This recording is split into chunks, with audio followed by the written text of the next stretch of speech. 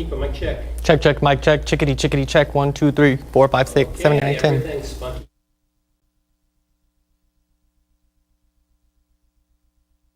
I can hear you. Yep.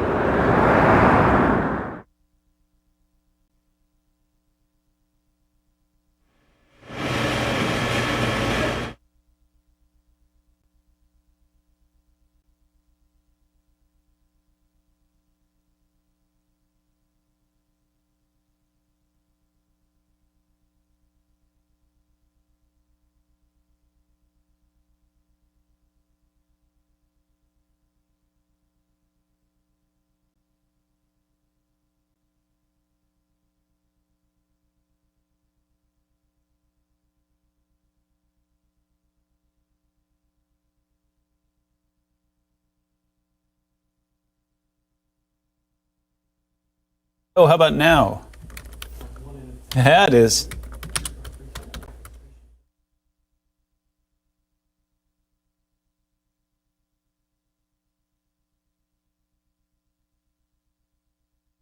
Just low and just keep going.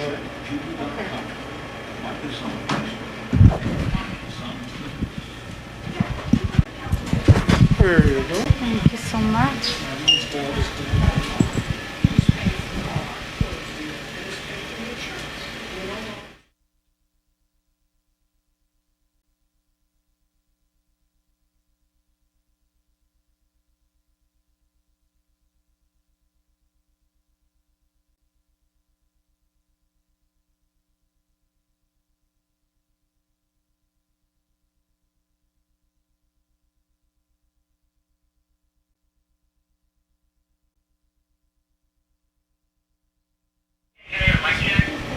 One, two, three, 1, 2, 3.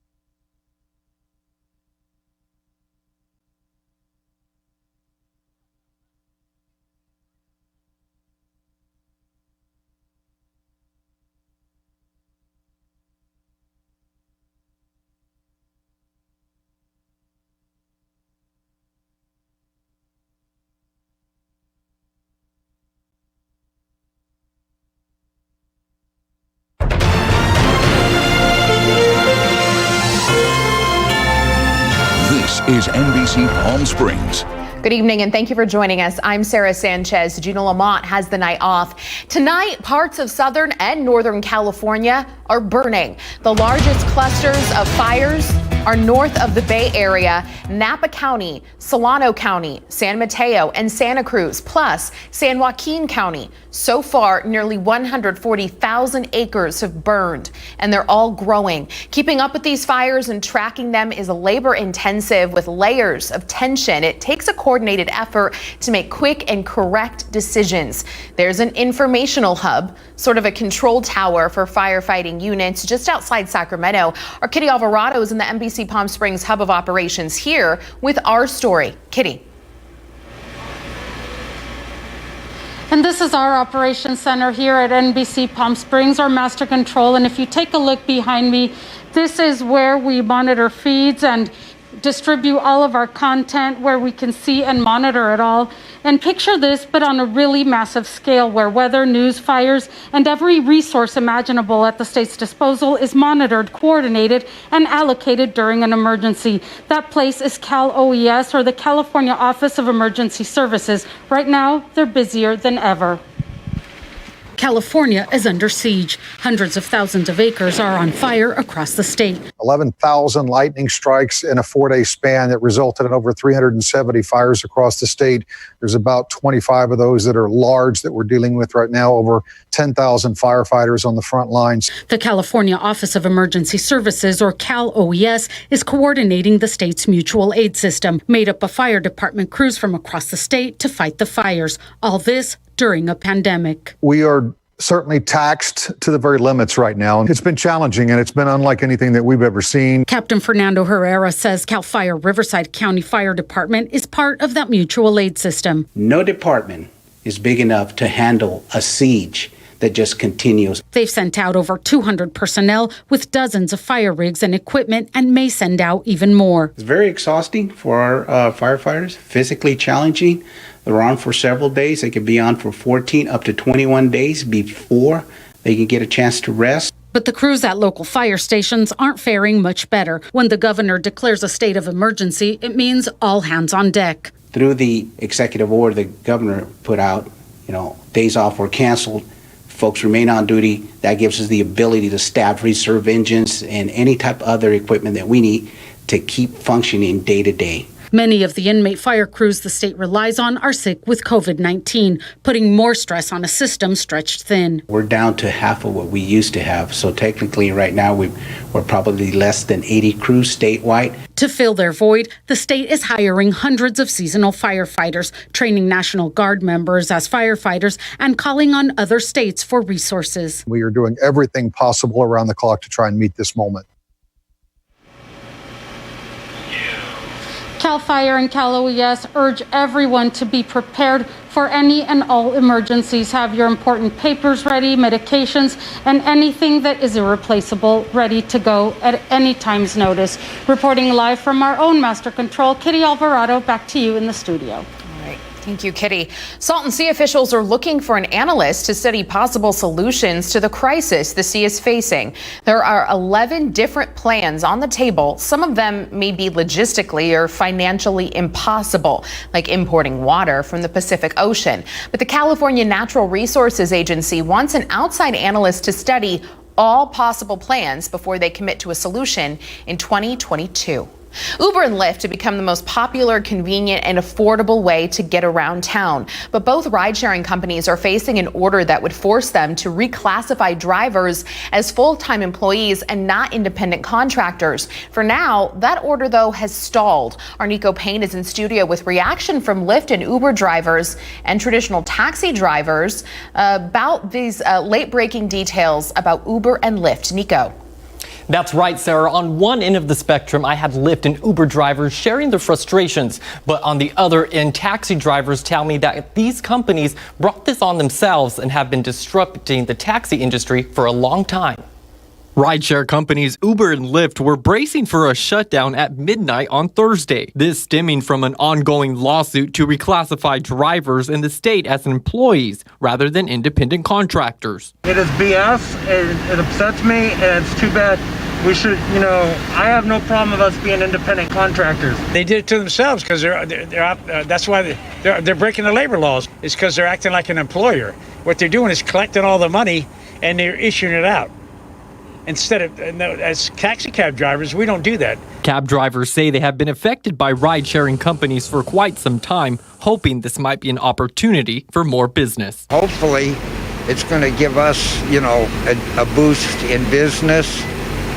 And so we're basically just, waiting to see what's actually going to happen. The order lays out new deadlines for both companies. Both CEOs must submit implementation plans to comply with the law within 30 days by September 4th if their ballot initiative does not pass. Our passengers who rely on us for work, for medical appointments, we hope that we can be independent contractors because it allows us so much flexibility. In November, Californians will vote on Proposition 22. It's sponsored by the rideshare companies, and if passed, it would allow Uber and Lyft drivers to remain as independent contractors. For NBC Palm Springs, I'm Nico Payne. All right, thank you, Nico. We're learning the Coachella Valley is losing an important part of its landscape. Lord Fletcher's restaurant in Rancho Mirage is closing its doors after more than 50 years. They've been in the same location under ownership by the same family. Local business trends are shifting, maybe in part due to the pandemic, but could it be something else? Our Olivia Sandusky is live tonight from Lord Fletcher's with more on the big announcement. Olivia. Sarah, the owner tells us this isn't directly COVID-19 related, but as we know, it has been a difficult year financially for restaurants. I was able to speak with members of the community today who shared with me some of the memories they've made inside of these four walls. And I also got a sneak peek at a very exciting new water park that opened today in Indian Wells. Oh, we're gonna miss them for sure. Reaction about the impending closure and sale of Lord Fletcher's restaurant, a landmark in Rancho Mirage since 1966. They have been credited for starting Restaurant Row because no one else was daring enough to put a restaurant out there. But Ron Fletcher had a strong clientele from Thunderbird Country Club. The 4,000 square foot restaurant has served the likes of Frank Sinatra and Lucille Ball. Lord Fletcher's is one of those rare entities that not only served movie stars, but was in the movies. And is one of those places where people might say, if only these walls could talk. Alan Shepard was the first astronaut into space, and he became a friend of the Sinatras. Sinatra took him to Lord Fletcher's, and they went up to the bar, and they started singing, "Fly me to the moon." You know, it was one of those only in Palm Springs moments. The building itself is like an old friend to those who pass by. And the same can be said about the people who are this establishment's backbone. I mean, that's one of those things where people that came here 20, 25 years ago and find the same place, same people, is, you know, what Palm Springs has always been about. But as one memorable location closes, another opens, with the Hyatt Indian Wells High Tides Water Park offering guests a chance to cool off. We have two dueling 30-foot water slides, and we have over 400-foot lazy river with some water cannons, plenty of tubes. High Tide is now one of two water parks in the Coachella Valley, and the hotel says it's been a great opportunity for staff. The best part of my job this year has been bringing people back to work, and so with the opening of this, that presents opportunities for people to get hours every single day. And the Hyatt is still at 50% capacity, but they're hoping with this new water feature, they'll be able to bring more tourists into the Coachella Valley throughout this challenging year. Reporting live in Rancho Mirage, Olivia Sandusky, NBC Palm Springs. Right, thank you, Olivia. We're going to send things over now to Chief Meteorologist Mike Everett. He's got a look at our forecast. Mike, that lazy river looked really nice. It is hot out there. What's it going to be like this weekend? Well, we are tracking some changes as we go into the weekend that will take temperatures down slightly, but unfortunately not much we can do about the humidity. We'll talk about that in a moment. I want to show you something incredible that I just found on the internet. As we were coming onto the air tonight, I was taking a look at some of the CAL FIRE cameras that are across Northern California. I was going to try and show you a view of maybe some smoke and maybe the atmosphere there. Instead, I found something considerably more dramatic. This is the community of Bonnie Doon. It's located in the Santa Cruz Mountains where there is an active fire happening right now. They've taken the CAL FIRE camera and pointed it straight down at the ground. So this is the tower. That is the ground burning beneath it. And that exemplifies perfectly what that situation is like right now. It's literally a nightmare for several communities across Northern California. The good news, if there is any right now, is I'm not tracking any particularly gusty winds right now, and I'm not tracking any severe weather in the area. There's Santa Cruz. There's the Santa Cruz Mountains right behind it. Gilroy, if you've ever driven along I-5 out towards Salinas there. There's Los Banos. As we zoom that out, there are a couple things that I do want to show you here, especially as we move towards Southern California. We had some activity in our mountains earlier this afternoon. In fact, we still got some going on up there right now. As we had forecasted yesterday, most of that stayed conveniently down towards the south in the Cleveland National Forest in San Diego County, but some of that cumulus did walk up along the Santa Rosas out towards San Jacinto. You can see some of that raining itself out there within the last hour or so, and a lot of that mid-level cloud cover has come over top of the Coachella Valley and kind of given us a bit of a gray hue out there. As I push the magic button, there are a couple things going on. We know all about the heat advisory. I want to show you the aerial flood advisory. That's down towards San Diego County there. Should be allowed to expire within the next hour or so. Those rain cells are raining themselves out pretty quickly there. The other thing that we are talking about is that excessive heat warning. Today is the day, folks. This excessive heat warning has been in place since Friday. It will be allowed to expire tonight at 10 p.m., except there is a little bit of a caveat there. It expires for us tonight and everybody off towards our east, but the excessive heat warning that's in place for the Inland Empire and parts of Orange County has been extended out to Friday because we will be seeing some temperatures that will be staying well above average in that region. We'll talk about that more coming up in the full forecast. Here's our good-ish news as we go into the weekend here. That ridge of high pressure, remember that clockwise flow that we've been watching centered over Utah for the last couple of days, is finally being broken down. This low pressure system off towards the north and west is so strong that it's forcing it down towards the south and kind of taking some of its strength away. But as that's happening, what is now post-Hurricane Genevieve is walking up the coast there and putting more humidity into the atmosphere. So it'll be cooler this weekend, but it won't be any less humid. Currently 109 at Palm Springs International. 27% humidity, good Lord. Next 3 days brought to you by Comfort Air shows temperatures at least beneath 110 by day. And we'll get those overnights down into the low 80s on Saturday night. We'll see if we can get this to continue coming up. All right. Thank you, Mike. Still ahead, the heavy hitters of the Democratic National Convention, a former president, former presidential candidate, and vice presidential nominee, all building the case for the Democratic presidential nominee who formally accepts his nomination tonight right here on NBC Palm Springs. We'll have a sneak preview ahead. And later, why we won't be hearing from the nation's top infectious disease expert, Dr. Anthony Fauci, for a while.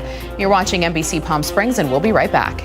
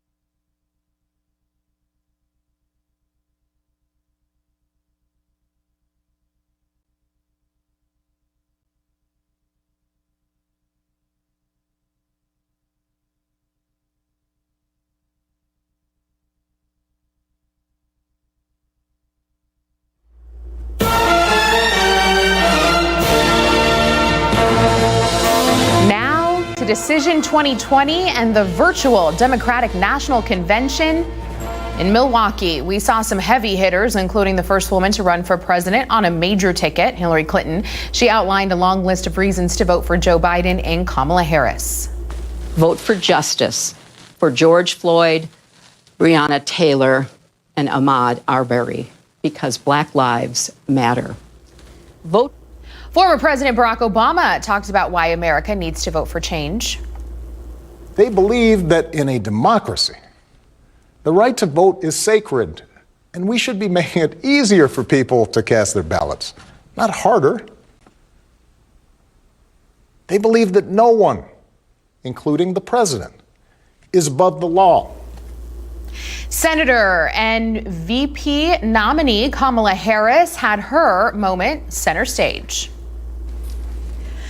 If you're a parent struggling with your child's remote learning, or you're a teacher struggling on the other side of that screen, you know what we're doing right now is not working. And we are a nation that is grieving the loss of life, the loss of jobs, the loss of opportunities, the loss of normalcy, and yes, the loss of certainty. Senator Harris took time to introduce herself to America, telling her story as the daughter of immigrants. She was born in Oakland, and again giving testimonial to the character of Joe Biden.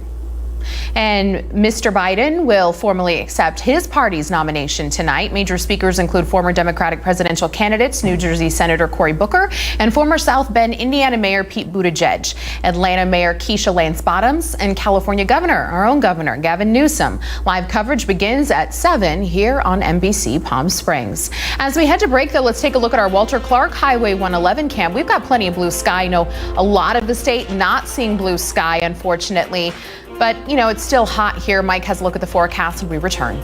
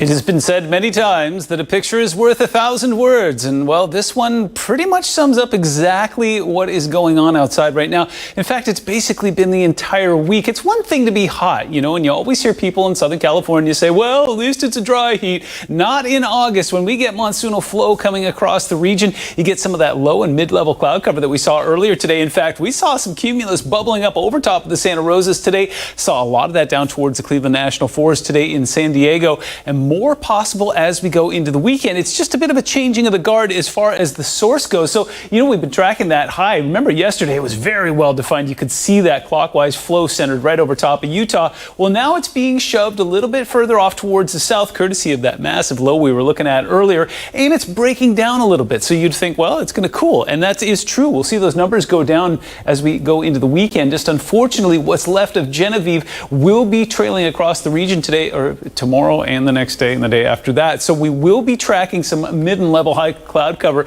that could fire off some more storms. And if you're thinking the tropics are active, you are right. There's Genevieve, and the good news is wound down, no longer a hurricane, now just a post-tropical low there, sitting at a tropical storm status, sitting at 69 miles an hour, sustained gusts in the mid-80s there.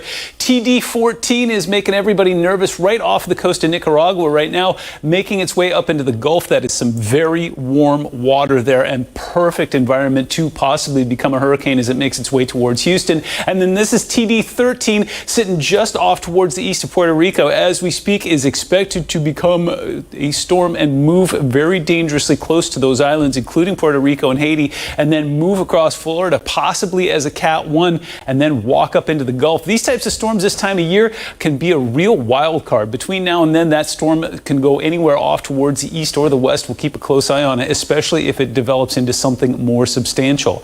109 is what we achieved today. 106 is the 30-year average for this time of year. Numbers moving down below 110. Good for us. 117 is the record for today's date. 89 in the overnight hours is still really warm and really muggy, but at least it wasn't 90 like it was for the 2 days prior. Take a look at dew points and relative humidity. I wish I could give you some good news there. Temperatures will be lower, but humidity will be higher. Dew points in the low 70s equates to about 25 to 30% humidity at our minimum. 25% on Sunday and Monday will be slightly better, but still pretty muggy for this time of year. Current temperatures. Double digits in Yucca Valley, congratulations. 103 in Desert Hot Springs, 108 in Coachella, 110 still out in 29 Palms, some low 80s up in Big Bear, saw some cumulus there earlier, 85 in Idlewild, and we definitely saw something bubbling up there earlier this afternoon. Light push coming in from the east will make that switch around to the northwest tonight. Give us a little bit of a breeze along the I-10 corridor. It was very pleasant last night around 9 or 10 o'clock. Take a look at current radar. Yep, business is winding down. We are still tracking those cells that are just hanging on out towards, that would be close to where Julian is there up in the Cleveland National Forest. It was raining pretty heavily. There was an aerial flood advisory in place. In fact, that's still in place. That'll be allowed to expire in about another hour or so. And we saw San Jacinto get active as well. Some rain fell up there. Temperatures will be very slow to cool tonight, but we will make it into double digits after midnight. We will do our very best to tuck ourselves into the upper 80s in the early morning hours of Friday, and we will also do our very best to stay below 110. 109 is going to be a popular number in most communities, 108 in Thousand Palms, 103 in Joshua Tree, and some low 80s in Big Bear. Your Comfort Air 7-day forecast shows us touching down to average on Saturday, which would be awesome if it wasn't for all that humidity. Overnight should get into the lower 80s, and then next week we get hot again. High pressure returns, puts us back above 110 starting Monday.